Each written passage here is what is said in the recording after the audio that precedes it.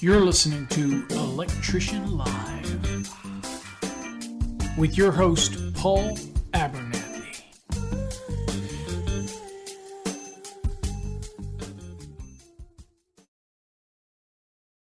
Well, hey everybody, welcome to Electrician Live. My name is Paul Abernathy, your host as always. Thanks for coming to the stream. Again, Electrician Live is every Saturday night at 8 p.m. Central Standard Time here on the youtube.com/Master the NEC, where it is, again, every week we talk about something in the electrical industry, whether it's calculations or training or something that might help you as an electrician. Couple things we've got coming up in the future. Some special guests that will be coming on. So we're excited about nailing that down, and it should be nailed down very shortly. At the end of the day, this show is dedicated to talking all things electrical. So again, you feel free, if you want something that you want to call in and participate, feel free to do that. The number is 214-945-0653. I have turned off the ticker because I've got my nifty little live button going on there. But I could start that at any time. But we have a lot to cover in tonight's show because we're going to talk about leadership and what it's like to be a leader. Now, that's not to say that my talk tonight in this episode is signifying that I am any sort of leader. I have owned companies through the years and have always found it a struggle to meet every expectation of my employees. And I have no idea why my glasses look crooked. And so, my hat, everything. I look so out of place tonight. So again, I am not here to portray that, but there are some real important aspects to leadership that we want to talk about. That's kind of always good to refresh ourselves. Even myself, always good to refresh and make sure that we are all thinking about leadership and how we portray this to our employees, how we want to get looked at, how we want to appear. And so, again, that's some of the topics that we'll talk about today. For those who are over on the electricianlive.com for the podcast, I will read the screen as I come up with the top 10 or at least 10 leadership concepts to think about, to discuss. And of course, at any time you want to pop on over to our live stream, that you can jump right over to electricianlive.com. You can watch it there, or you can actually go to our YouTube channel, which is youtube.com/Master the NEC. Make sure you bookmark it because we do this every week. Every week is an interesting topic on different things. So again, and we encourage you to go to our websites and actually click the Contact Us button and send us what you want to see. If you have a manufacturer that you would love to have on the show, let me know and we'll reach out to them. Okay. All right. So we're going to kind of get started in tonight's episode. Do want to give out some shout outs to some of our students in the Fast Tracks program or those that come to us during the week. We want to give a shout out to Jay Grunberg, who actually passed his inspector's exam, electrical. Congratulations to Jay, to Joel, and to Eric that are also part of our program. I want to say congratulations on going to that next step. And, again, he's in here as Elwood, but it's Eric. And so I want to say awesome job, guys. I knew you could do it. You constantly come every week in every chat. We hope you don't stop coming because you never know. We never forget this. Now, I've been doing this for 30 years, and I still learn something new every day. And that's kind of what we're going to talk about today in the leadership thing. So, again, I want to shout out to those guys and all the students who successfully passed their exams. That's what I'm here for. I did have a guy today ask, why is our content on YouTube have a membership? Everything was always free. What's up? Why do you got to start charging? Well, nothing's free always, but I will continue to strive to give as much content as I can and give of my time during the week to help you get your game to the next level. But there are occasions when people will donate and help support our program and help support what we do. And so again, I thank everybody that does that, who donates, who helps keep this going so that we can add some stuff to the program. And I guess for those that are on the live stream, what you haven't seen is we have obviously some transitions, but you see we have some new fancy streaming software and everything going on. So again, so we're constantly trying to make the program better for you each week. Okay. All right. So without further ado, let's kind of get into the day's topic, and we're going to talk about it. And so what it is, it's leadership training. And again, this is going to be a multi-part series. I was hoping to have a guest with me tonight, but he couldn't make it. So we're going to forge on our own, and we're going to talk about these things that have to do with leadership. Now, I also should tell you, these are not all my concepts, but I very much relate to them. And when it comes to leadership, and again, a little history of me. I've owned multiple companies, still own one today, but previously back in Virginia, where I had a number of employees that worked for me, and it was always my mentality to get my hands as dirty as their hands, and lead by example. And so obviously somewhere in our discussion tonight, that's going to come out. I believe that you can't tell people to do something if you haven't either walked in those shoes or you're willing to show that you can do it. So again, there's a difference. We need leaders. We also need followers. Not everybody can be a leader, but the leaders will identify themselves. They raise to the top. And again, you can mentor and do other things to help bring people along that don't necessarily want to be leaders, but they want to be somebody that's up there in the pack, and you can help push them along. So a lot of stuff to discuss tonight. So again, if you're over on the stream listening to the podcast, you can always join us, but don't worry. I want to describe it well enough for you to get it out of the podcast, so everything's going to be something that we all can relate to. Okay. First things first, number 10, never stop improving.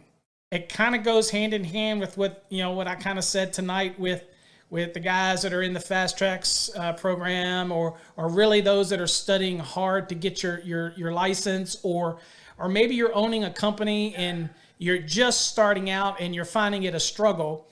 At just some point in your career, you think that you've reached the pinnacle. And reality is, I've been doing this for over 30 years, and I am constantly learning, constantly striving to get better, learning something new every day. So important thing is, number one, never stop improving yourself. You don't know it all.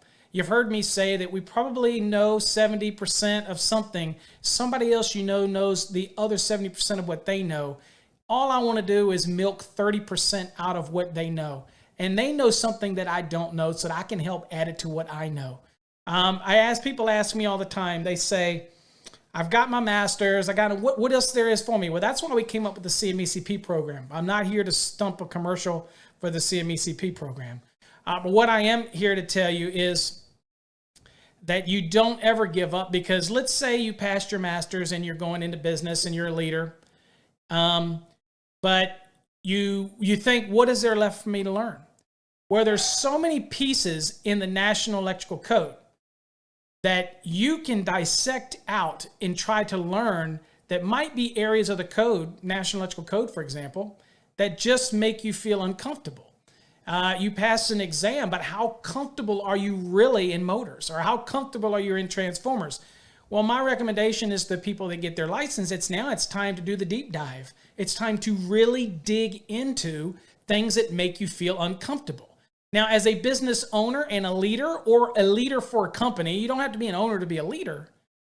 But what it is the ability to say, look, I'm going to take a challenge and learn something new today. So I make it a challenge. One of my daily things when I get up, and people that know me, it's kind of one of those things you know about me, is I try to make it a chore every day to learn something new, some new skill. For me, it's creating graphics, or it's creating software program, or it's working on something electrical, or some kind of design, or some kind of program that I can put together, or something that I can do. Like I'm trying to work on a calculations program for next week's midweek exam prep where we talk about basic calculations for the guys and gals. And so I want to come up with something that's going to be stimulating for them and challenging, but always try to improve yourself. Again, number 10, never stop improving. Great leaders, indeed great people, are constantly learning and always trying to improve themselves every day. There's always something that you can work on. Maybe it's inner self. Maybe people around you consider you an a-hole. And I know I get that a lot, but I can't believe I actually said that. There are people that don't like me for whatever reason, and I'm sure they're in our stream tonight. They just come in because they want to come in. But there's other people that really appreciate what I do. And so that's what moves me forward every day, right?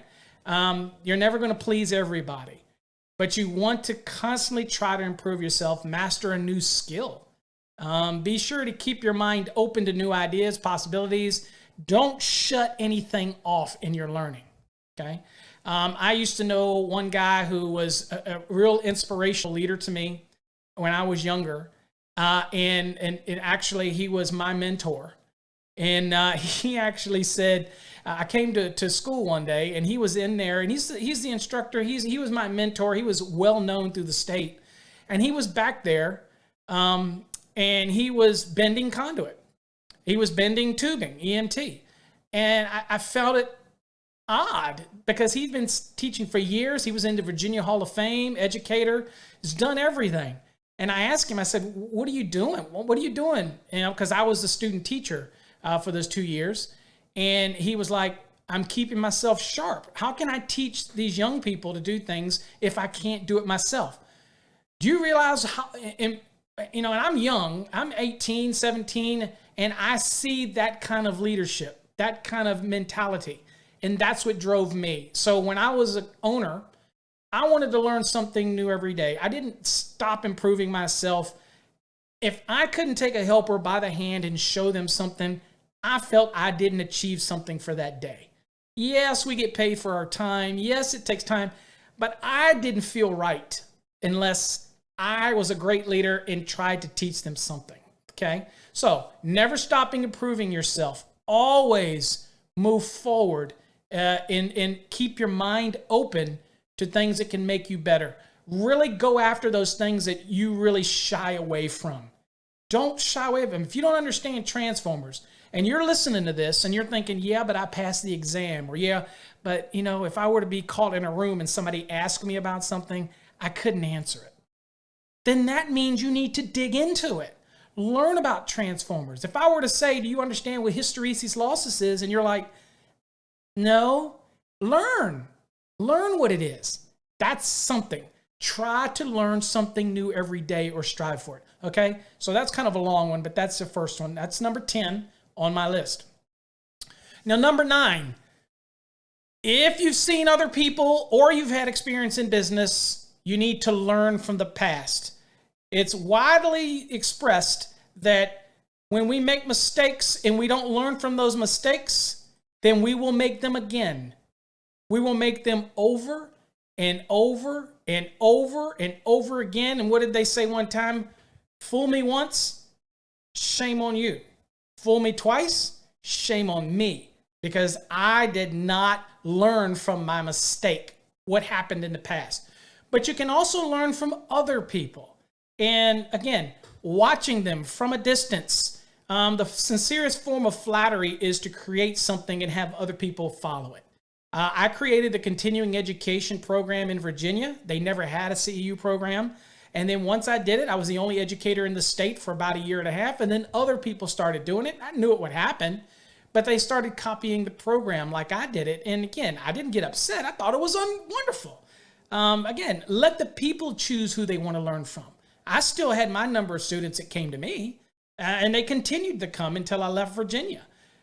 But I saw these other people growing, and they learn from other people. But if there's things that happen and mistakes that happen, you need to learn from them. So the number 9 lesson is learn from the past. To once again quote an adage, those who don't learn from the past are doomed to repeat it. History, recent and otherwise, is filled with examples of successful business models and spectacular business failures.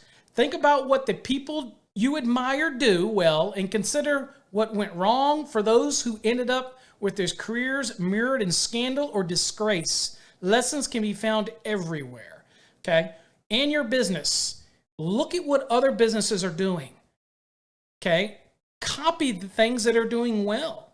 There's nothing wrong with that. If somebody comes to you and said, well, you just copied me and your business is growing, then I'd look at them and say, yeah, because you know what? You were doing the right thing and I'm following what you do, okay? But what businesses do things wrong, learn from it. On a job site, you want to be a leader. You want to move forward. You see people playing around on the job site. You see people getting fired. You see people getting hurt. Learn from the past, okay? Work is work. A leader forges forward, doesn't play in the past. It always moves forward, okay? But you learn from the mistakes around you so that you don't have to make them. And if you've made those mistakes, lick your wounds and move forward. Always keep moving forward. Don't bury yourself in the woe is me, right? Don't bury yourself in it. Move forward, okay? Always move forward. All right? The next lesson is lesson 8. Now, lesson 8, if I can get my stream set up here. Sorry about that. For those that are over on the video stream. Lesson 8 is watch out for or avoid common pitfalls of leadership. Now, everyone makes mistakes, but some of them are avoidable, okay? All right? Being aware of common mistakes while not focusing on them to the point that they become self-fulfilling prophecies. In other words, don't see a mistake, get so focused on the mistake that you make the mistake come true, okay? Now, can be the first step towards not repeating them is by actually looking at any possible pitfalls, stopping and thinking about them, and give it a smart, common sense approach about how I address this. Should I make this move? Should I do this? Should I invest in this? Should I do this? Should I hire? Should I fire? All those things. So watch out and avoid common pitfalls of leadership. You're going to make them. You're going to see other people make them. Be aware of those common mistakes, okay? So, again, you don't want to focus on it. You don't want to dwell on it. But you definitely don't want to fall into that path where you see a mistake coming and you get so drawn to that you end up into that black hole and it ends up being something that's self-repeating. A good example of this is don't get into business and not understand things like how to prepare your taxes, how to do things, and how you have a plan for that. Okay, and remember that if that starts going downhill, then you're not going to be able to recover, or you're not going to have the money to pay taxes you owe, or always have to think about these different things. So look at the stuff in your business that could cause your problem. Maybe they're your weak points, okay, and watch out for them being basically a suction. It sucks you down in this hole. Because you can avoid those. And if you get so much dwelling on them, then you end up being sucked into that, okay? So watch out for those common pitfalls of leadership. Be very aware of other people that are around you that have fallen into pitfalls. Maybe they expanded their business too quickly. Maybe as a leader, you put somebody in charge that you did not think was ready. All those type of things. So just kind of have that spider sense, if you will. If you're like, Spider-Man. Anyway, have that in your mind and think, okay, what are the pros and cons, or what are the consequences to this mistake that I could be making? And think it through, okay? So again, very broad one here, number 8. But again, watch out for and avoid common pitfalls of leadership, okay? Number 7. So number 7 is be emotionally aware. Now, what does that mean? Well, I'll read it. For those who are on the stream, number 7 is be emotionally aware. And it says, while many people advise keeping emotions separate from matters of business, business is ultimately about relationships between people. Gosh, how we find that out every day. Okay, I sit on code panels, and there's probably a reason. I know the reason why I am not on some committees, okay, especially NEMA committees, for example. I know why I'm not. One is because I don't play in the same sandbox, and I am probably considered an outsider because when I see something I don't like, I speak up. And not everybody appreciates that, obviously. But relationships are so important because there's ways that you can do a relationship. One, you can call it kissing butt, or you can call it being what everybody does as far as playing at the same table or in the same sandbox type of stuff. And then some of us stay outside of that. But you have to be aware of your emotions, and remember, relationships play a keen part in our leadership skills when it comes to running our business, working with a crew, and getting the project done. Okay? So again, it goes important to say, while many people advise keeping emotions separate from matters of business, business is ultimately about relationships between people. Okay? You're the customer, I'm the actual contractor, or I have to work with a general contractor, or I have to work with an owner. All of that's about relationship. Very quickly can that go sour, okay? Now, to make these relationships last, you need to be emotionally intelligent, to be sensitive to different points of view and different backgrounds, not to offend people, but also stand your ground so that you're not offended. Okay. And again, I say, grow a little thicker skin in some cases. I'm guilty sometimes of having thin patches. But reality is, when using your head to do what's best for your company, don't forget to have a heart as well. So this does only go with making relationships with businesses, and it's also very much about employees, because your greatest word of mouth is also customers' word of mouth, but also can be the worst thing that can be your business is a disgruntled employee. Now, we're not talking about a disgruntled employee that does things wrong. They steal, they cause problems, they are just a downright problem for your site or your job. Then that's a cancer that has to be removed. And I've done a previous video and podcast on removing the cancer from your company.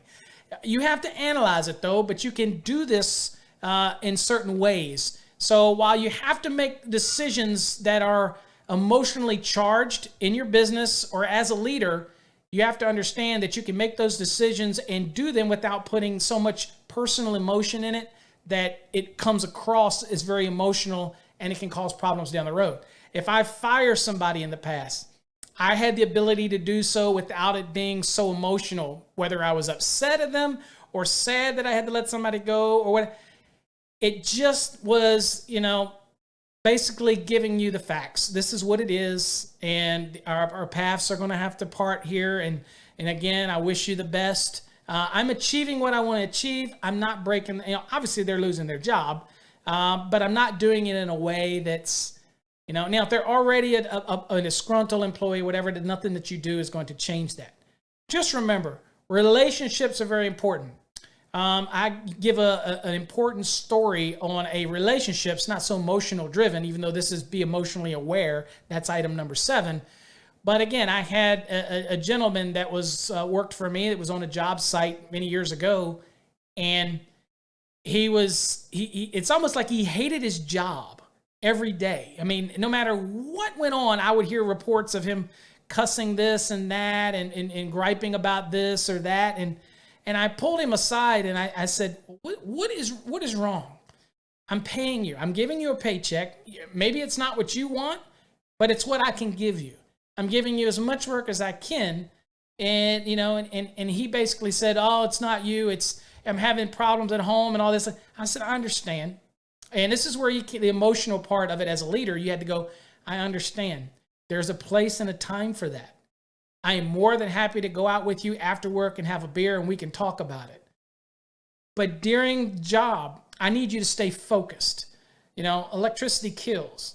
Doesn't matter if you're roughing in something and it's no power in the building.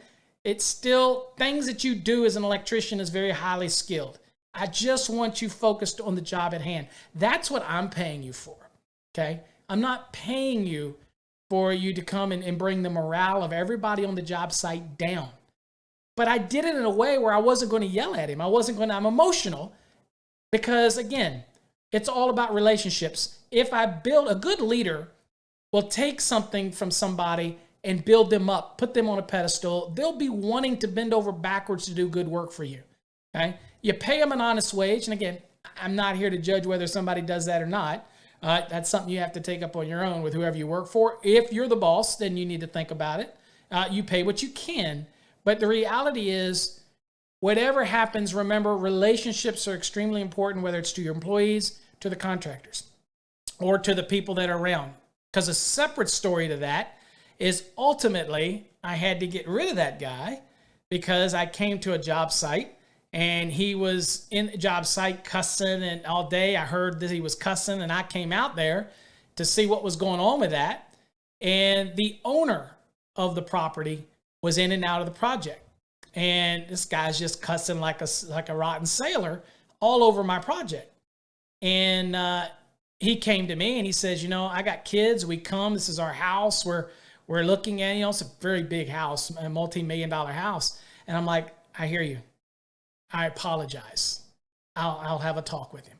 And so then I went down, and this is the story where the gentleman, kind of emotional away from it, where he was hanging the wall sconces down the stairwell, and he wasn't using the gloves that we tell him to put on when we're hanging sconces on some of these high-dollar homes. And it was our policy, like it or not, it was the policy. And he had them crooked. There were smudges all over the wall. It was just looked nasty. And I asked him, I said, what are you doing? He says, I can't see it from my house. Well, I'm the owner. If you'll say that to the owner, then you really don't care. But I didn't get, upset. It's a relationship. And I told him, I said, you got to go. He said, but I drove here in the work truck. I'm like, call somebody to give the keys to the helper. You got to go. I cannot have that on my job site, but I can't have that from an employee because you're an extension of me. And if you don't care, then it sends a message that I don't care. Okay. So I was emotionally aware of the employee. And I tried to address it as monotoned as possible. But that's how I had to resolve it. Okay. But just remember, the whole point of this one is relationships.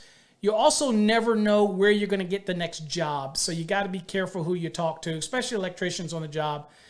So I tell them, be very conscious of who you talk to, what you say, how you run your mouth, what you share. Don't bash the company, especially in public, things like that. You got your own problems. Do it off the job site. Don't do it on the job site.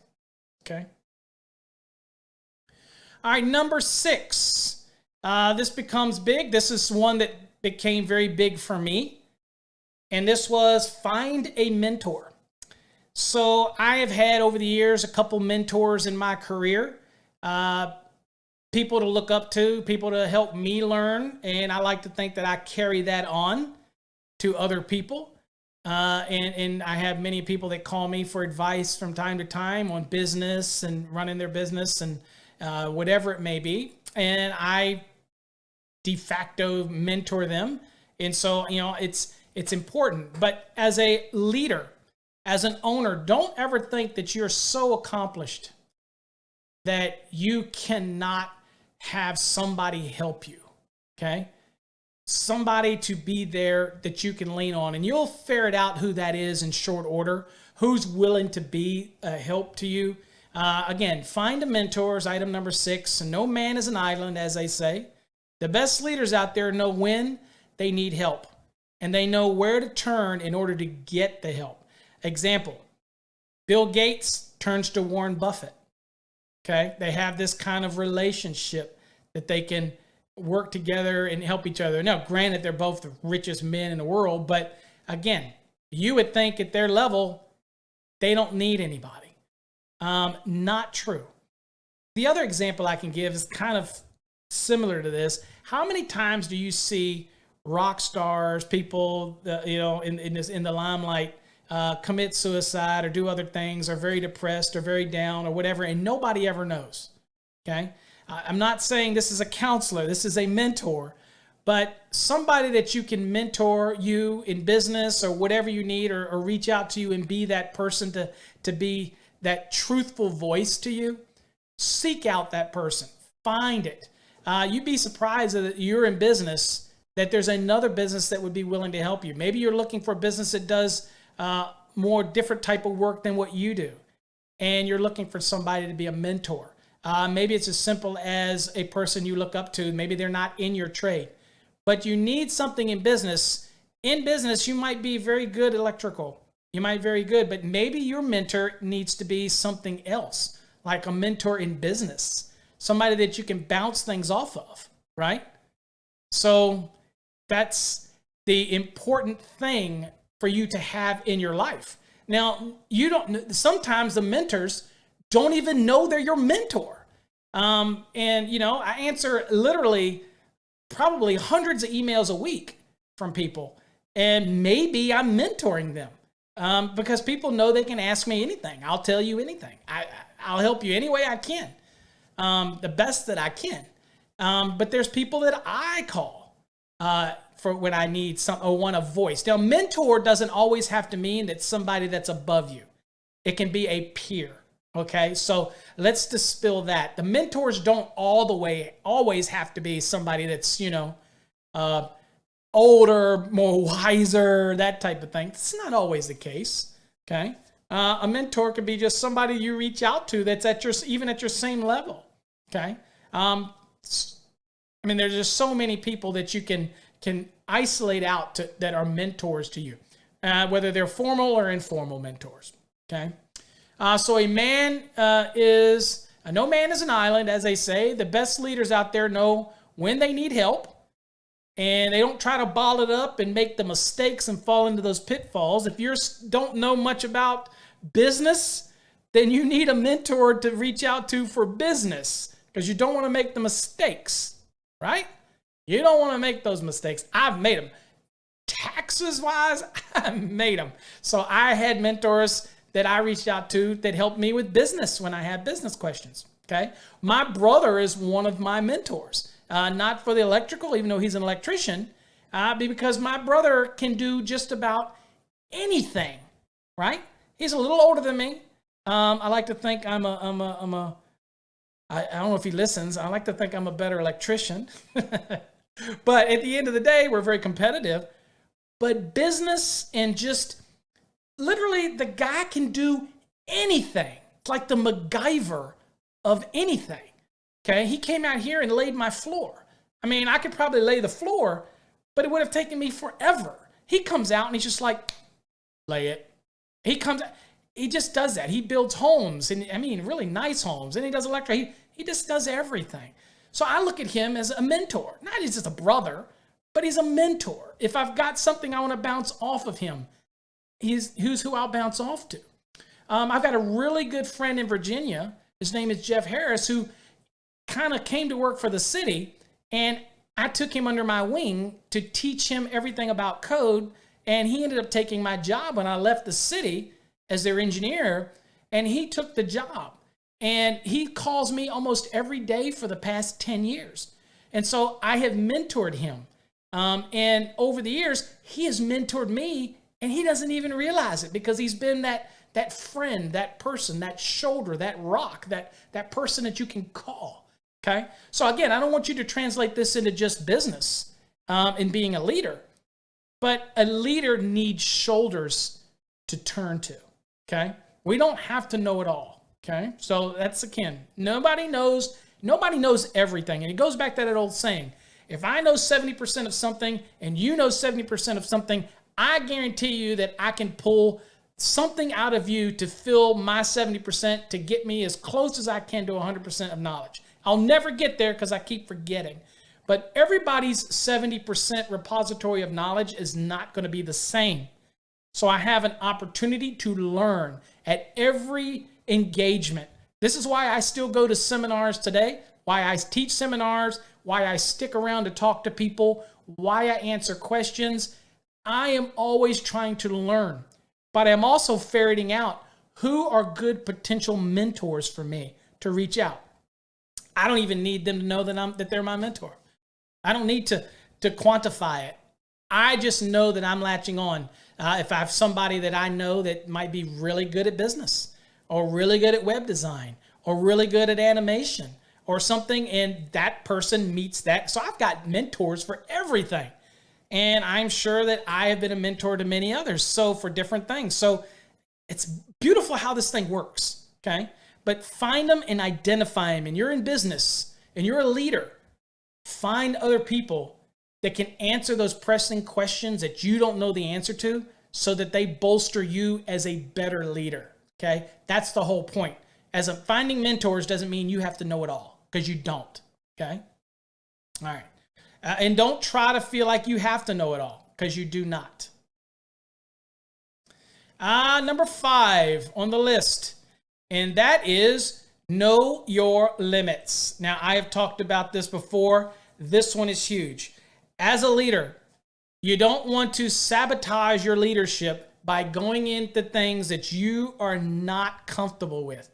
Okay? I would never let somebody do something on medium voltage who have never once dealt with anything that's 2001 to 35,000 volts, ever.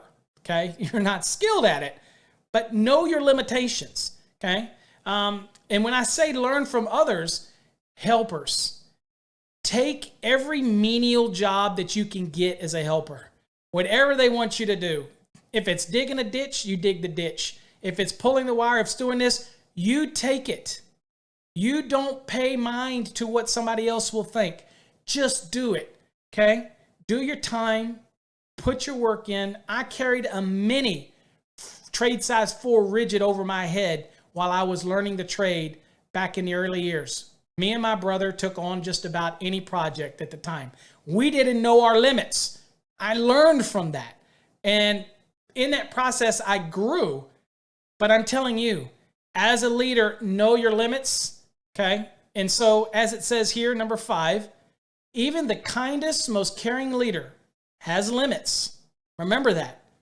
Set your boundaries and stick to them. Know what you will not tolerate can save everyone in the office a lot of frustration, and keep boundaries clear means there's no confusion.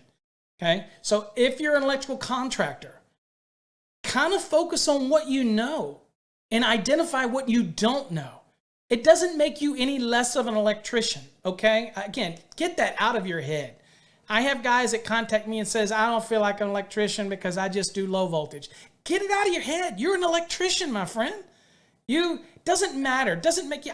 What I hate to see online is the guys, and they're usually nothing against the union, but the union guys who want to, post things on Instagram or whatever, and they're beating their chest, and you're not an electrician if you don't run all this stuff. Whatever. Be honest with you, the license in my pocket doesn't have any discrimination either way, whether or not you ran that conduit that way, or I'm over here running non-metallic sheath cable. It don't care. It's a license. It means we're created equal. Now, you have some skills that somebody else might not have. Well, guess what? You, by de facto, became one of my mentors. You don't even know it, because I'm not going to give you that satisfaction if you're an a-hole. But I'm going to learn from you, because I am going to take the good parts of you to meld with the great parts of me. And that's what I try to do all the time. So I pick things that I want to learn from. Like I said, when I saw my mentor bending conduit and bending tubing and all back in the back room, when he didn't need to. He didn't need to do any of that.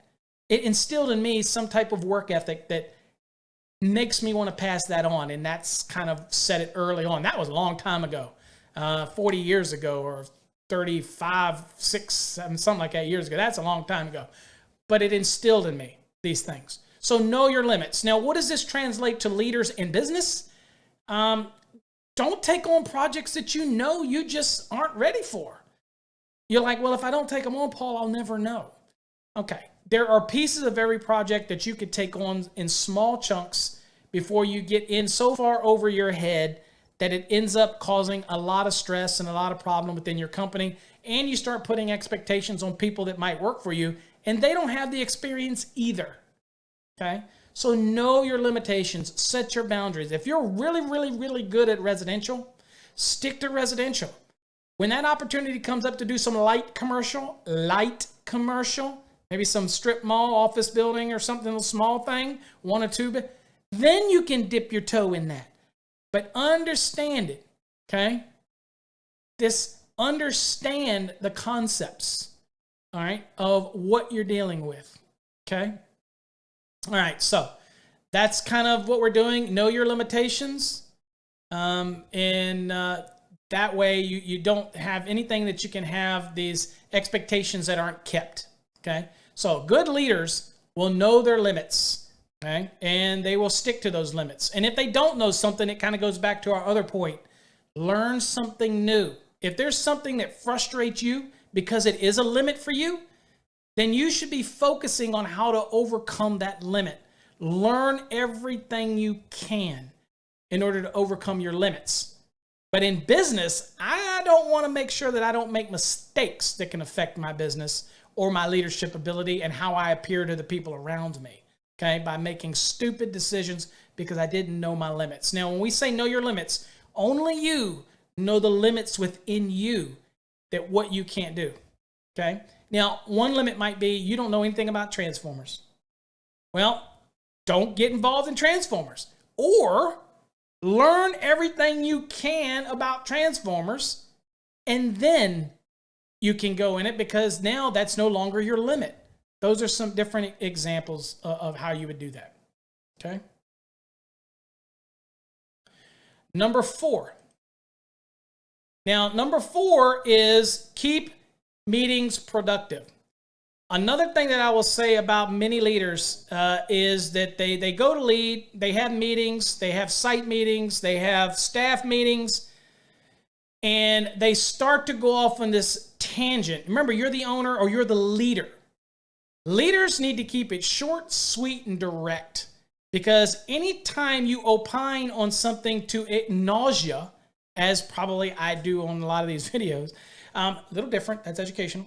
But we're talking about on a job site or in your office when you have your weekly meetings, and every business should have a weekly meeting of some point, whether you're talking code for an hour or safety or something.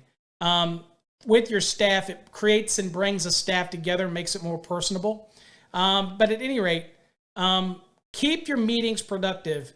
As the saying goes, time is money. So, of course, you should want to limit tangents and other time wasting during the meetings. If you trust your team to do their job, there should be no need to micromanage them, and meetings can run smoothly to the point. If you've ever had a boss that micromanages every single thing you do, that becomes problematic. Okay, and there's a lot of them out there. Trust me. There's a lot of people that are involved in an application. Well, what I used to do with my helpers, and when I used to have the helpers and then my other electricians, I did not micromanage them. I gave them tasks. I would inspect the tasks, but they wouldn't learn if I didn't show them first, which they had been through time. And then once they got to the level where I gave them tasks, I would tell helpers, okay, the 2 back bedrooms, okay, this is what I want from you. Very short, very clear. In the morning, in the meeting, when we got to the job site. That's also a problem with job sites. People get to a job site and then they fragment. I would always tell them what I wanted. If I was the leader, I'd say, okay, Johnny, Jimmy, okay, I need the 2 back rooms done. Each one is going to have their own circuit. No, I'm not going to run a multi-wire brand circuit. Each one has their own circuit. It's going to be in 14.2, non-metallic sheath cable. That's what we're doing. If it was a commercial site, I would say, let's look at the drawings. I need you to take this trade size, whatever, from point A to point B. Here's where I need the supports. Here's what we need. You got it? Any questions? Because this is the time to ask me the questions. They go, nope, we got it, boss. I'm like, all right, I'll come and check on you, get it done. Give me the best. Give me all of you today, if you don't mind. I need you. I need all of you today. You with me? And over time, they're like, you got it. And you know what?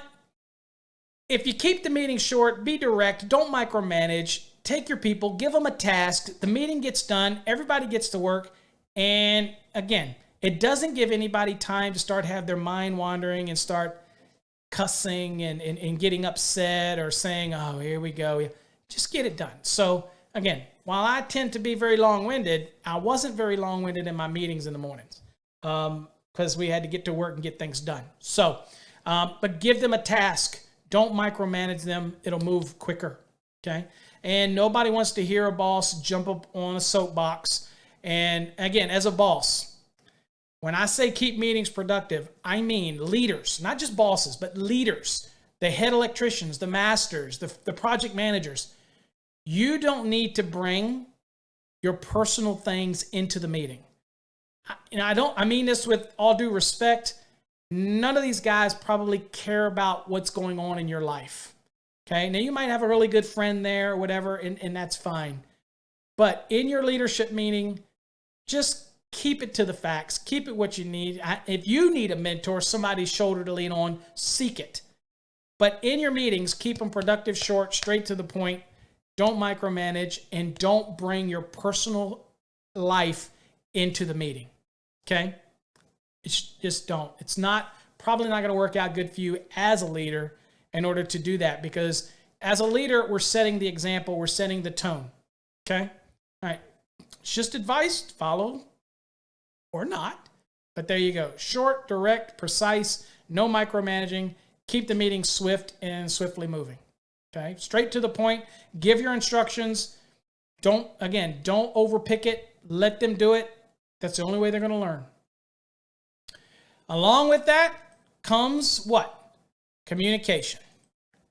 You need to work on those skills of communicating directly to the person what you want them to do. Straightforward. Okay? So, you need to communicate effectively. And what does that mean? That's number 3. And that is effective communications is imperative, both in the office and in life. Great leaders make sure they are heard and understood, but they also know the importance of listening. Okay? I have a bad habit when I communicate of talking to somebody, and before they finish talking, I've already processed where they're going, and I start talking. So there is a little drill that I do, and I still have to do it today because I teach so many things around the country with people, not since COVID, but in certain positions, people ask me questions, and I already know where they're going, but I have to make myself pause. So when I hear and practice this, when you're the leader of the company, or you're the foreman, a project manager, and somebody comes to you with a problem, or you're trying to communicate with them and they are talking to you, is to look them straight in the eye, acknowledge what they're saying, and you don't say a word until 3 seconds after their mouth stops. And so I've practiced that, and it's a struggle in that communication, because first thing is they want to be heard. That's effective communication. They wouldn't be telling you something if they wouldn't be heard.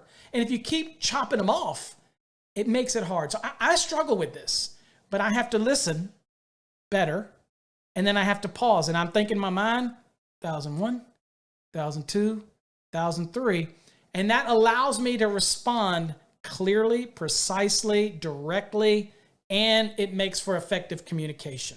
Okay? But again, communication cannot be one-way street. I have to be hearing what everybody's concern. They wouldn't be voicing it to you if they didn't have a concern. So I want to do them the respect and listen. And leaders listen to what other people have to say, and they calculate their response. And I have just had to practice through the years of, because I'm so hyped up all the time anyway, of pausing in order to be able to give my response and effectively getting my head clear about what they're asking me so that I can respond. And I'm not lying. It's still a struggle for me.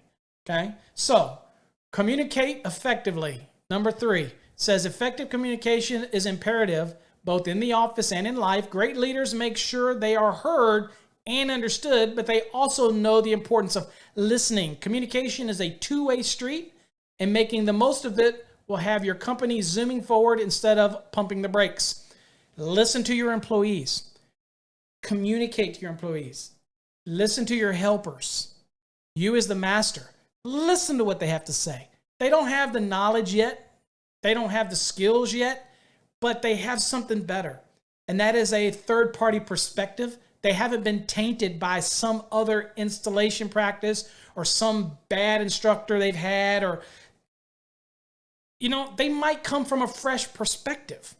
It might not be accurate perspective, but it comes from so me as a master or me as an educator, I have to listen. And I take it in. And once I take it in, I pause. And then I respond. And that lets them know I heard you.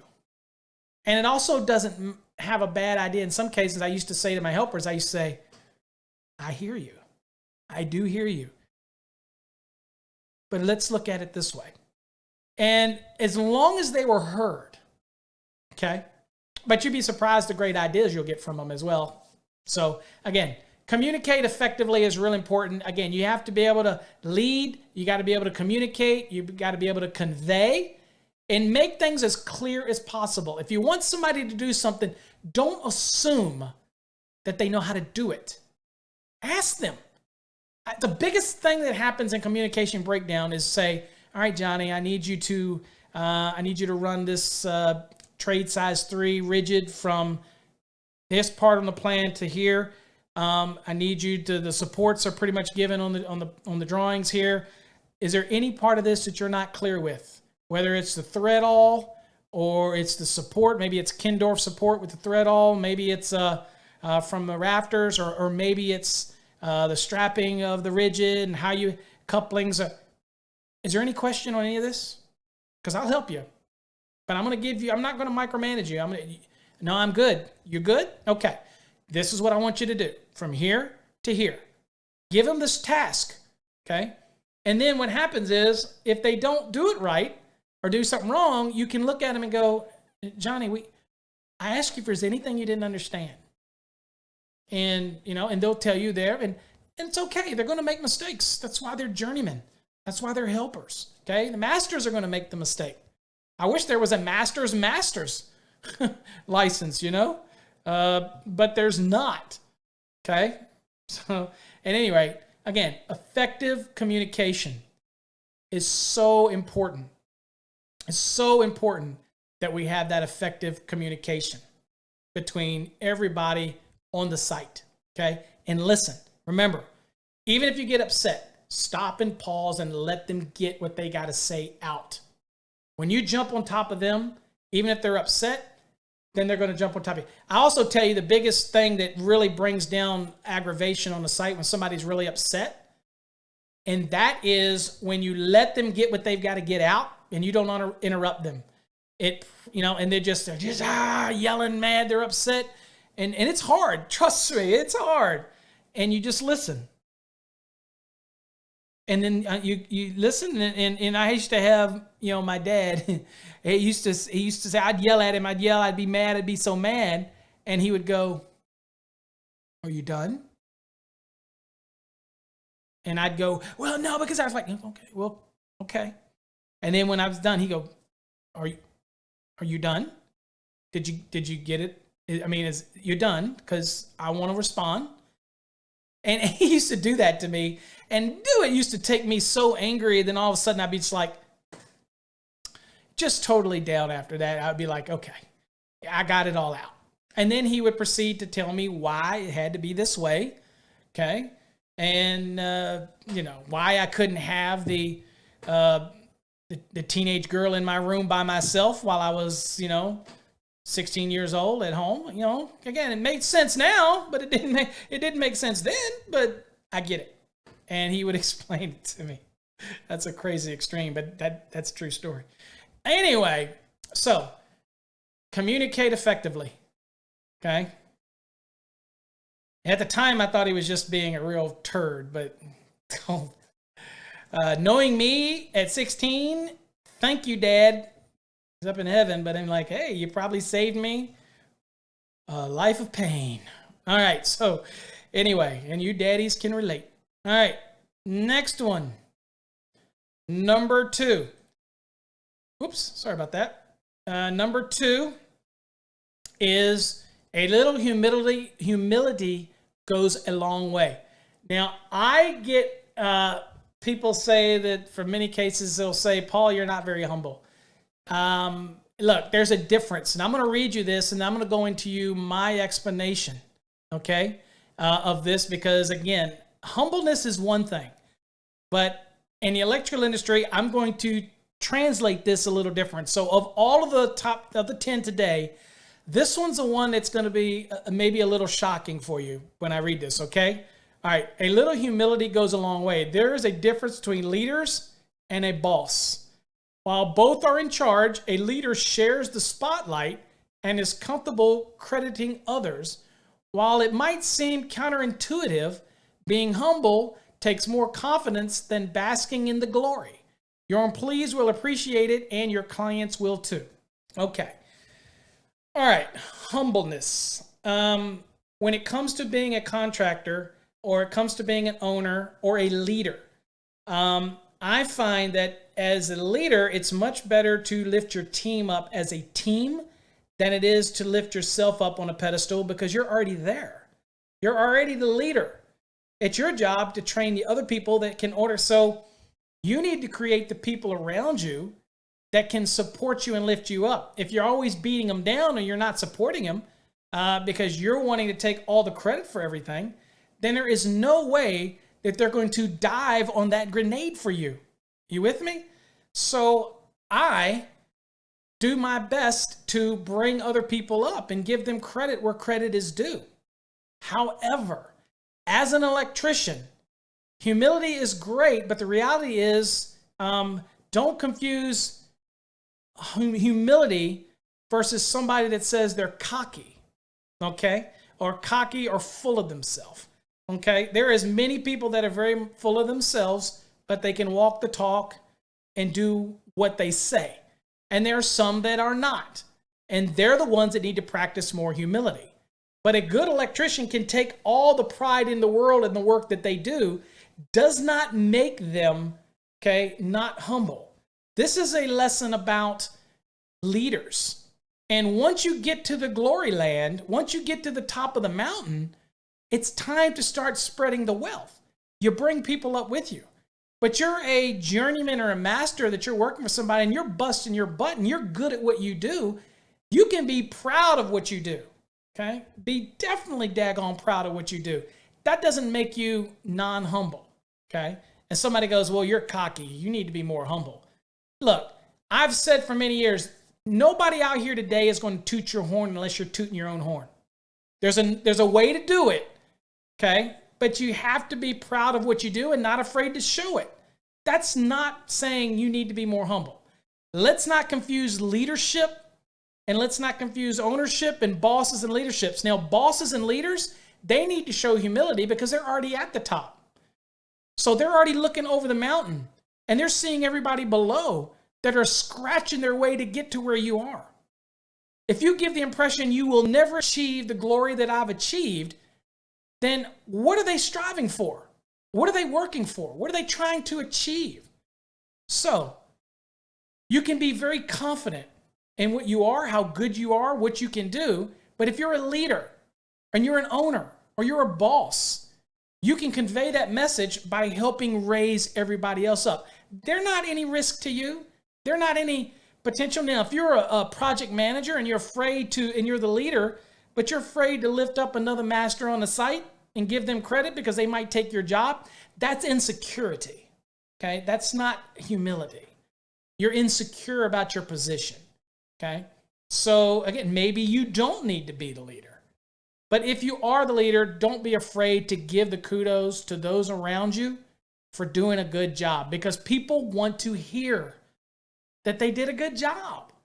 I mean, people would not post pictures on Instagram and Twitter and Twitch and Facebook, wherever they post them, of their work, if they didn't want people to say, that's beautiful work. And some people will rag people for that. I hear people do this on podcasts all the time. You're proud of your work. That's great. That's great. Just remember, leaders, okay, are always in the spotlight. They are the leaders. They're the bottom line. But when people around you do a really, really good job, leaders have this ability to shower the people around them with the gratitude and thank them for what they've done. And again, you thank somebody for working hard, they're going to work twice as hard for you next time because you're giving them the appreciation. And again, if you're a leader, you're always under scrutiny. So why make your job harder when you can have people around there working with you rather than against you? Okay. So that's what I'd foster people. Make sure that if you're a leader or the boss, you're in charge, but you need to remember that the people got you there. Again, I give an analogy, and that is with Encore Wire. I am in a managerial role, and I have an office in corporate building, okay? Don't get the hands too dirty there that much, except for technically wise.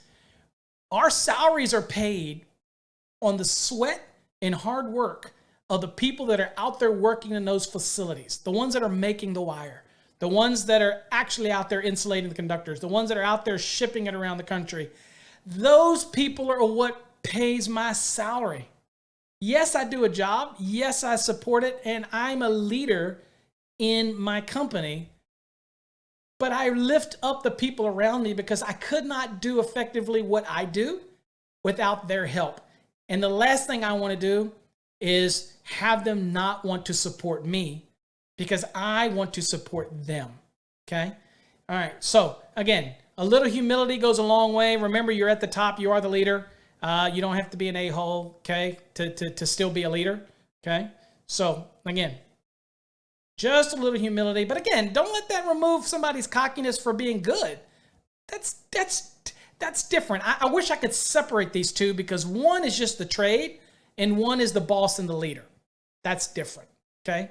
Now, if you're the trade foreman and you're an electrician and you're really good and you're a leader, but you're not necessarily the boss, but you're the leader, why would you want to be a prick to all of the people that work under you? You're the leader. They're looking up to you. Set an example.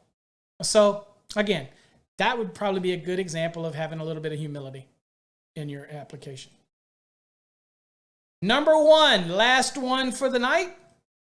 And this kind of goes back to what we said. Lead by example. Leaders need to show, not just tell somebody how to do something. If you want your employees to be punctual, make sure that you're there early and on time, or maybe even early.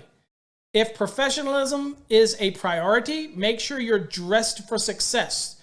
Treat everyone you interact with, both in person and online, with courtesy. Set the tone, and your employees will follow it. Okay?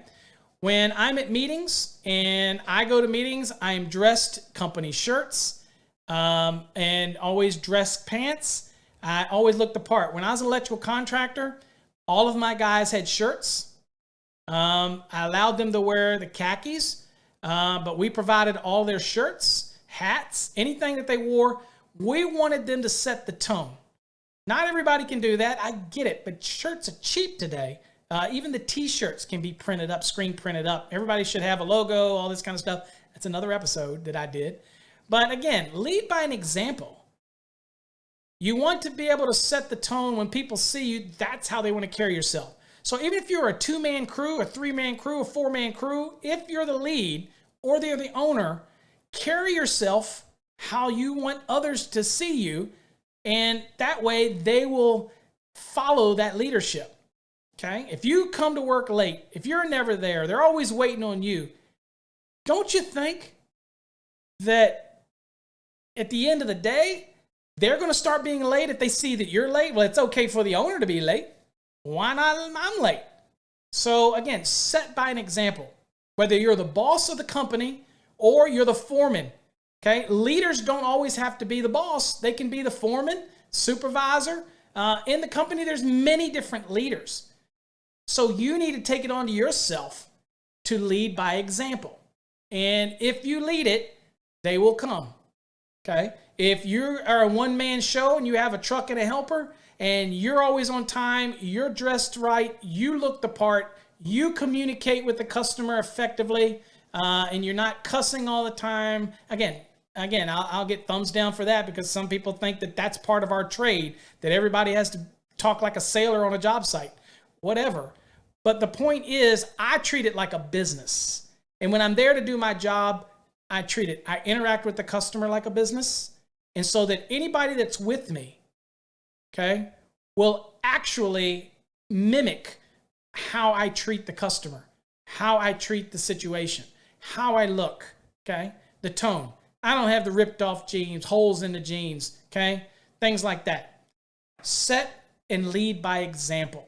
That's such an important thing that sometimes get overlooked, because you're the owner, or if you're not even the owner and you're just the leader of the company, maybe you're the foreman, a project manager, you're a leader, you're leading other people, you're a supervisory role, then you need to set the tone. Look the part.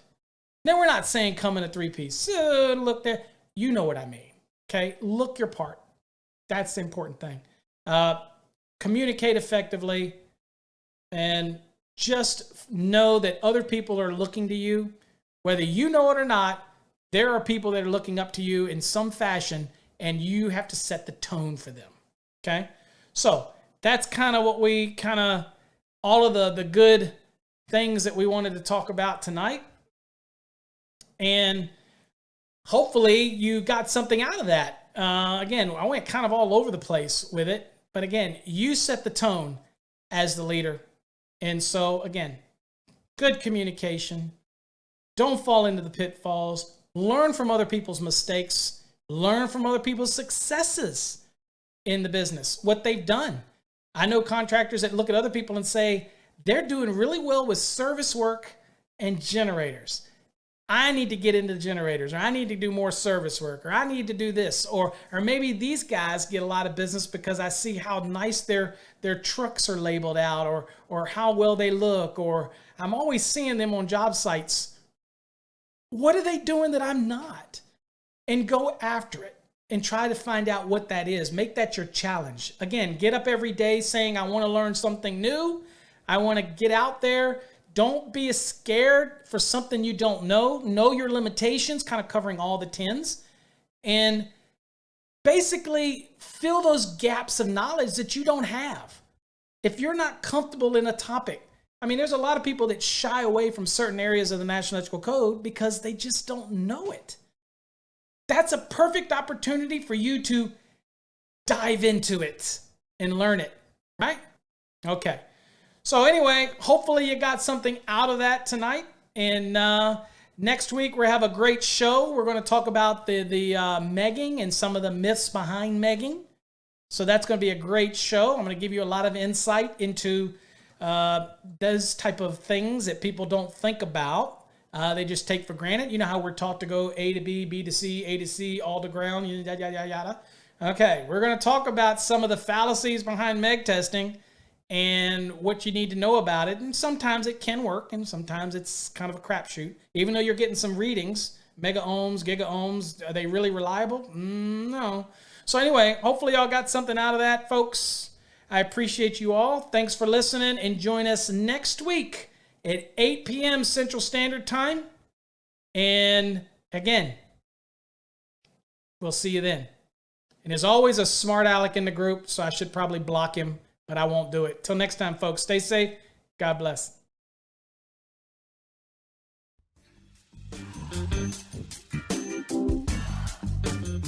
You've been listening to Electrician Live with your host, Paul